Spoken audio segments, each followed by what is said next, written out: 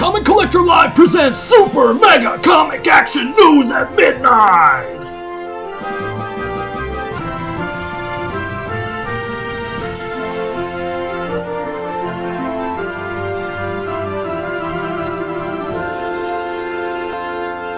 How's it going, everybody? Thanks for joining me for another fantastic episode of Comic Collector Live presents Super Mega Comic Action News at Midnight. Je suis Steve Boyd. That's right, that was French. And I will be taking you through a review of a pretty sweet new comic book that I'm pretty sure you might be interested in. I picked up my copy from Midtown Comics, so the cover's going to look a little bit different. Check it out. It is Amazing Spider-Man #1, published in 2015. You have to differentiate by the years because there's so many of them now. It's published by Marvel Comics. Let's give it a look-see. Today's CCL comic review is The Amazing Spider-Man #1, published by Marvel Comics. It was written by Dan Slott with artwork by Giuseppe Camuncoli. The world of comics, pop culture, heck, the world changed in 1961 when writer Stan Lee and artist Steve Ditko came together in the 15th issue of a comic book title published by Marvel Comics called Amazing Fantasy. It featured a story about a teenager named Peter Parker who, when bitten by a radioactive spider, would receive fantastic spider-like powers, don a colorful costume, and become the Amazing Spider-Man. But Peter was still just a kid and saw only the potential fame and personal gain that he could acquire with his newfound abilities. When Peter refused to stop a fleeing burglar due to his arrogance, it set off a chain of events that would lead to the death of his Uncle Ben and the lesson that with great power comes a great responsibility.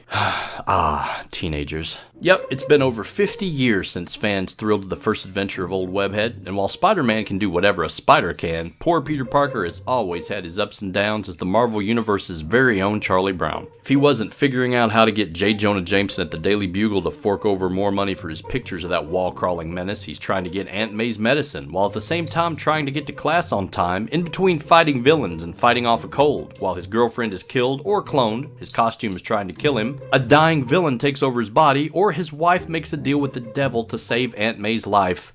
Again. Seriously though, May Parker is probably the one woman in the Marvel Universe who is completely uninsurable by any life insurance broker. Well, except maybe Jean Grey. That being said, it's a whole new world of potential, promise, and possibilities in this latest incarnation of Marvel's flagship title, in Amazing Spider-Man #1. Peter Parker has finally got his piece of the pie and is now the head of his own technology company, Parker Industries, dedicated to making the quality of life better for everyone on Earth through cutting-edge innovations in science and technology. Spider-Man, now more than just a superhero, is now the company's mascot and Peter's bodyguard.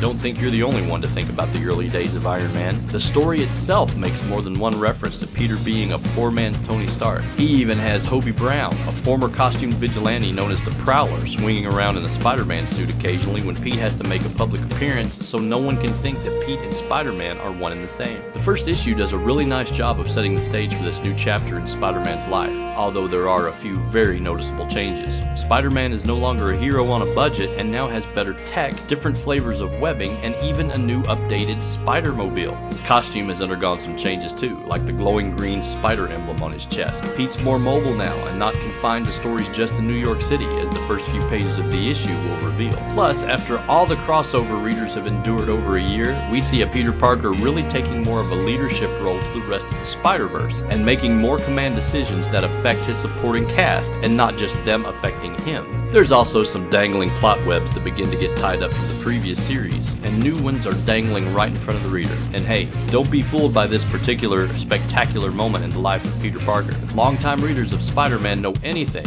with Pete, good things can go bad real quick, and Peter has an awful lot to lose this time around, when, not if, the other shoe drops. With Pete, everything good seems to come with a high cost to keep the balance. It would be wrong not to mention that there's some very nicely done backup stories that set up more series featuring the aforementioned characters of Marvel's Spider-Verse, including Miguel O'Hara, the Spider-Man of 2099, Silk, Miles Morales, the Ultimate Spider-Man, and more. But yes, it's another #1 issue, and now that Secret Wars is over, you'd better get ready to buy a lot of #1 issues. But thankfully, it's not really a reboot. Not Really. And honestly, who doesn't love to buy Amazing Spider-Man number 1s? As of this review, there's only around 20 different variant covers to the Amazing Spider-Man number 1 from 2015, as opposed to around 50 variant covers to the number 1 in 2014. So there's that. I also have to say that this new direction is definitely intriguing. Intriguing enough that I'll be checking out number 2 when it swings into comic shops, if not more of the other Spider-Verse titles. So face front, true believers, and make way for the all-new Amazing Spider-Man. So in the last few years, I've come to appreciate Dan Slott's writing, even though I'm one of those fans, that didn't enjoy the whole One More Day, Brand New Day storyline where they retconned Pete and Mary Jane's wedding. Not too happy about that. But I started reading around the 700 mark of the original Amazing Spider-Man title. So I'm pretty happy with things so far. Dan Slott's just doing a really good job.